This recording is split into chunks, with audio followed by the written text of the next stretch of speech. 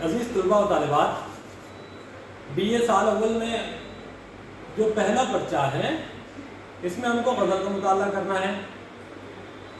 غزل، علم بیان اور خطاب، اس طریقے سے نصاب میں اس پرچے کے 3 حصے ہیں۔ ایک غزل کا حصہ ہے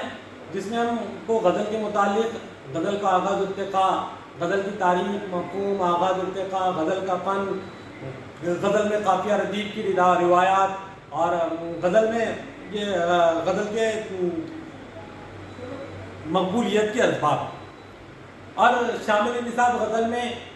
ولی اورنگ آبادی، سراج اورنگ آبادی، غالب، میر تقی میر، آتش اور اورنگ آباد کے کچھ شعراء جس میں شاہ حسین لہری، جس میں کیا کہتے ہیں بشر نواز وغیرہ کا ہم کو مطالعہ کرنا ہے۔ اسی طریقے سے دوسرا حصہ جو علم بیان اور تختی کا، جو گرامر کا، جو قواعد کا ہے، اس کا بھی مطالعہ کرنا ہے۔ علم بیان کی تعریف سمجھنا ہے، علم بیان میں تشبیہ، مجاز مرسل، استعارہ، اس کے تعلق سے مطالعہ کرنا ہے، اور تختی کے اندر کچھ بحریں ہیں جن کا ہم کو مطالعہ کرنا ہے۔ تو عزیز طلباء و طالبات، ان تمام چیزوں کی طرف جانے سے پہلے آپ کے سامنے غزل کیا ہے، غزل کا اردو ادب میں شعری اصناف میں کیا مقام ہے، ادب کے کس صنف سے غزل کا تعلق ہے، اس پہ مختصر سی گفتگو کرتے ہیں۔ اردو ادب یا کوئی بھی زبان کا ادب 2 حصوں میں منقسم ہوتا ہے، ایک نثری ادب، ایک شعری ادب۔ نثری ادب وہ ادب جس میں انسان اپنے خیالات و افکارات کو سادہ سلیس زبان میں، بغیر تشبیہ اشتہارات کے، بغیر کسی لفظیات کے التزام کے، بغیر کسی قافیہ ردیف کے یا بغیر کسی پابندیوں کے، اپنے مافیوس ضمیر کو اپنے مزاج اور فکر کے پیرائے کے اندر پیش کر دیتا ہے، یہ نثر ہوئی۔ اب نثر کی اقسام اور دیگر ہیں۔ شعری اصناف وہ ہیں جس کے اندر انسان اپنے خیالات اور اپنے افکارات کو تشبیہات، استعارات، اشاروں، کنائیوں کا استعمال کرتے ہوئے موضوع لفظ، موضوع بحر، موضوع اوزان اور موضوع ایک ترتیب اور ایک طریقے کے ساتھ منظم لفظوں کے ساتھ پیش کرتا ہے، اسے شاعری کہتے ہیں۔ موزونیت کے ساتھ پیش کیا جاتا ہے، اسے شاعری کہتے ہیں۔ تو غزل کا تعلق صنف شاعری سے ہے۔ غزل دراصل اردو کی ایک مشہور اور مقبول صنف سخن ہے۔ میں نے اپنے مضامین میں کئی جگہ لکھا ہے غزل اردو میں ایک جادو کا نام ہے، اور غزل اردو کی وہ واحد صنف سخن ہے جو عربی سے ہوتی ہوئی فارسی اور فارسی سے ہوتی ہوئی اردو میں آئی ہے، لیکن اردو کے بعد غزل کے جہان کو ایسے بڑے بڑے شعراء ملے ہیں جنہوں نے غزل کے اندر وہ کمالات کیے کہ غزل نے جتنی ساری ہندوستان میں بولی اور سمجھی جانی اور لکھی اور پڑھی جانے والی زبانیں ہیں، ان پہ تو اپنا اثر ڈالا ہی ڈالا ہے، بلکہ ان زبانوں کو اثر انداز کرتے ہوئے غزل ان زبانوں میں رائج تو ہوئی ہی ہے۔ اس کے باوجود بھی وہ تمام تر زبانیں جو دنیا کی بڑی زبانیں مانی اور تسلیم کی جاتی ہیں، جن کا ادب بڑا مانا جاتا ہے، ایسی زبانوں کے اندر بھی غزل نے اپنے آپ کو منوایا ہے۔ انگریزی زبان میں غزل لکھی جا رہی ہے،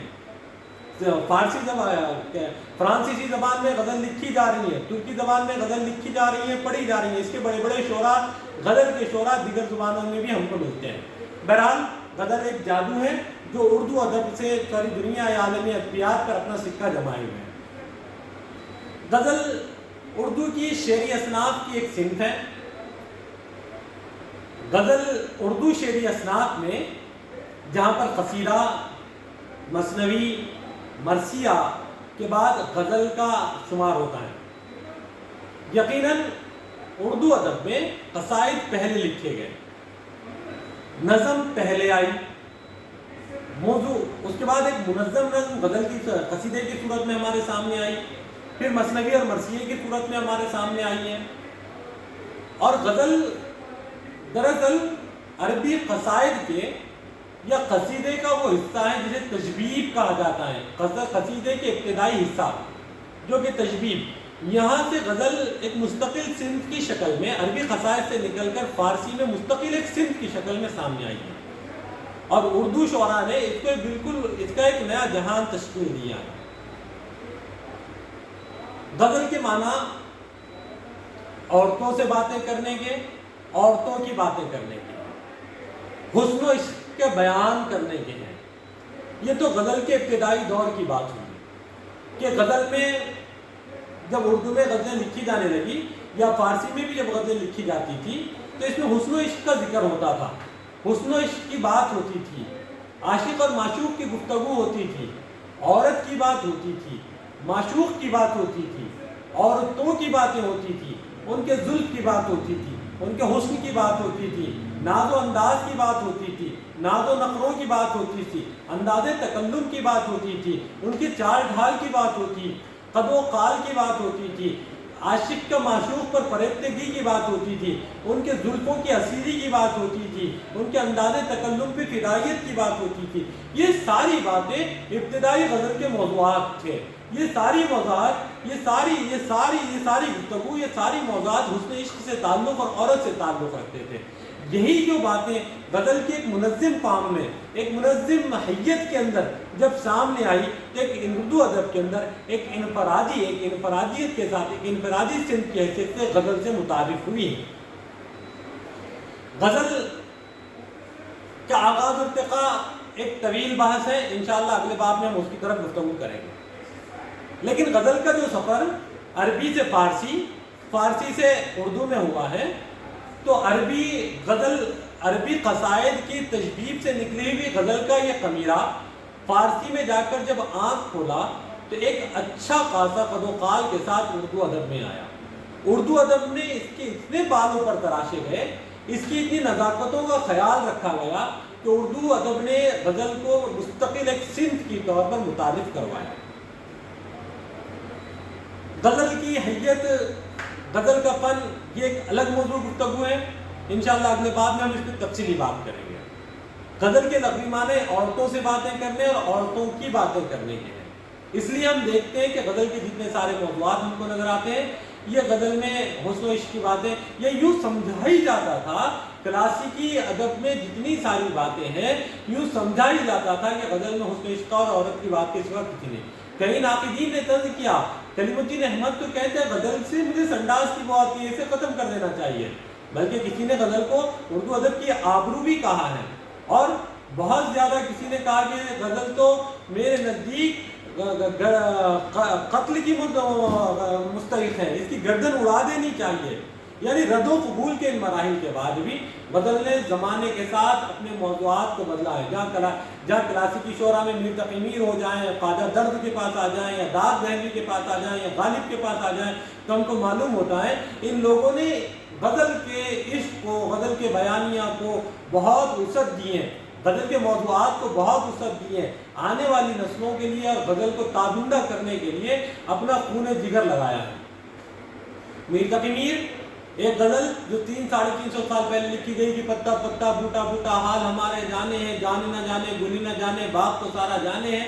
یہ موجودہ دور کا ہر وہ سنگر اور وہ گائک اتنی ہی چاشنی اور اتنی ہی کلاسیکت اور اتنی ہی موسیقیت کے ساتھ اس غزل کو پیش کرتا ہے۔ محمد رفیع، لتا منگیشکر جیسے بڑے بڑے سنگر، موسیقار، جن لوگ دنیا کے بڑے بڑے موسیقاروں نے اس غزل کو پیش کیا، یعنی 300-350 سال پہلے پیش کیے گئے میر تقی میر کے جذبات و احساسات جو کہ غزل کی شکل میں تھے، آج بھی اسی طریقے سے سر چڑھ کر بولتے ہیں۔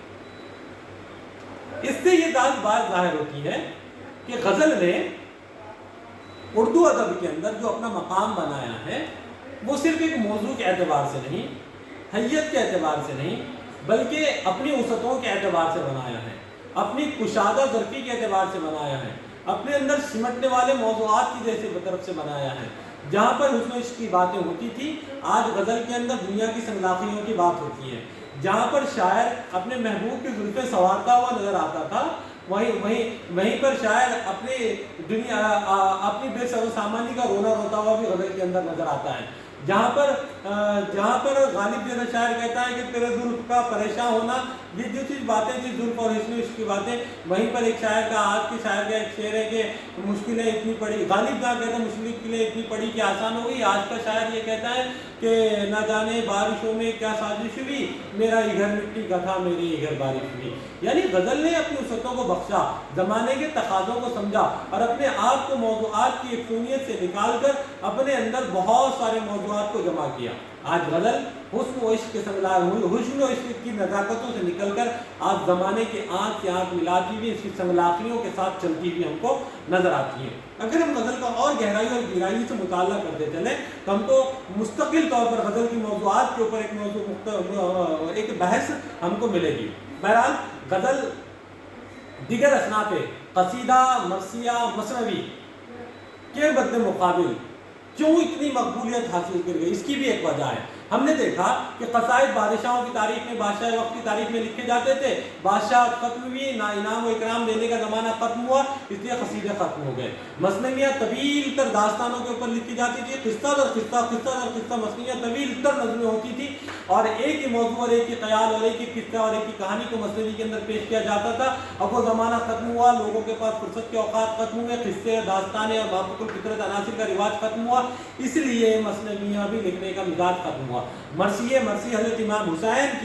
حسین کی شہادت کے غم میں کربلا کے واقعات میں ہوتے تھے۔ یہ مرثیے لکھنا آج بھی جاری ہے، لیکن ایک مخصوص فرقہ اور مخصوص طبقے تک یہ بات رہ گئی اور اس کی عمومیت میں سے اس کے نکلنے کی وجہ رہی کہ اس کی طوالت نے انسانوں کو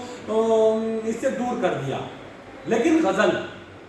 زمانے کے ساتھ چلیے، طویل غزلیں بھی لکھی گئی، مختصر غزلیں بھی، کم سے کم 5 اشعار کی غزلیں، زیادہ سے زیادہ 40 سے 50 اشعار کی بھی غزلیں ہم کو دیکھنے کو ملتی ہیں۔ علامہ اقبال کی دیوان میں دیکھا جائے، کلیات میں دیکھا جائے تو ہم کو یہ ساری چیزیں مل جائے گی۔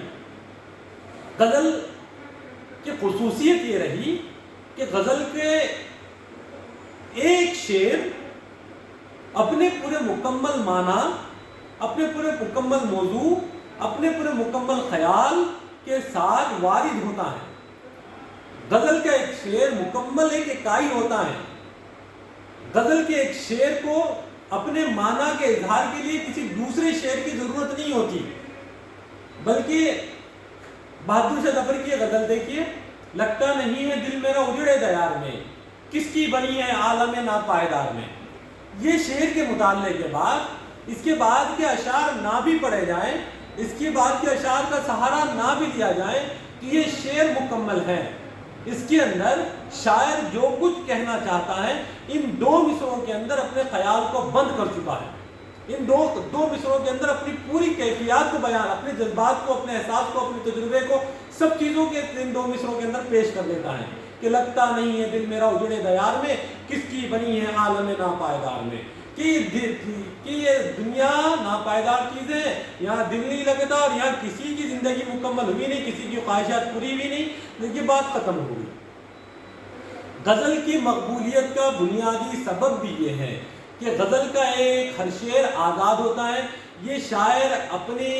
حسب استطاعت، تجربہ، احساسات، مشاہدہ اور مطالعے کے زور پہ ایک ہی شعر میں اپنی پوری بات کو مکمل کر دیتا ہے۔ اس کے لیے کسی دوسرے شعر یا دوسری کسی چیز کی سہارے کی ضرورت نہیں ہوتی۔ اس کے مد مقابل قصیدے کا اگر مطالعہ کیا جائے، جب تک قصیدے کے مطلع کو نہ پڑھا جائے، قصیدے کی تشبیب کو نہ پڑھا جائے تو قصیدے کے گریز سے تعلق نہیں بنتا، قصیدے کے گریز کو نہ پڑھا جائے تو اس کے